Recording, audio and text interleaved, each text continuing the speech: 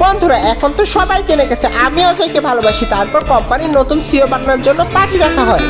এই আরজু, তুই আমার কাছে এখানে কেন বসেছিস? তোর আমার কাছে বসার কোনো যোগ্যতা নেই, উঠে যা সাতচল্লিশ কথাকার। কি হয়েছে, তুমি এত রাগ করে আছো কেন? আরে আরে, আরজু হয়তো জানে না ইনি কে। ইনি অনেক বড় বিজনেসম্যান, উনি ঠিক বলছে, তোর ওনার কাছে বসার কোনো যোগ্যতা নেই।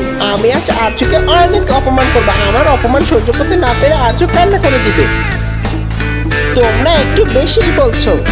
আরে ও তো রুলি স্বর্ণের পড়েছে, আর এই রুলিটাও তো অনেক শক্ত। আরে লিলি, এই রুলিটা তোমাকে কে দিয়েছে, তাও আবার স্বর্ণের? তাতে তোমার কি? আমি স্বর্ণের করি বা ডায়মন্ডের? আমার স্বামী অনেক ধনী, ও বিজনেসম্যান, আমাদের কাছে অনেক টাকা, আমি স্বর্ণের তো এরকম করতেই পারি।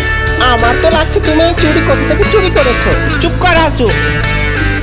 আর তুই নিজের যোগ্যতা থেকে কথা বল, এই চুরি আমারই। আরজু, তুমি একটু বেশিই বলছো, মনে হচ্ছে তোমাকে এই পার্টি থেকে বের করতেই হবে। শুনতে পাসনি নাকি? এখান থেকে বের হয়েছে এক্ষুনি। আরে কি হয়েছে, কেন চিল্লাচিল্লি করছো তোমরা? আর আরজুর পর কেন রাগ করছো? হ্যাঁ দাদি, আপনি ঠিক বলেছেন, ওরা আমাকে দেখে এই জন্য চিল্লাচ্ছে, কারণ ওদের আমাকে দেখলেই চলে।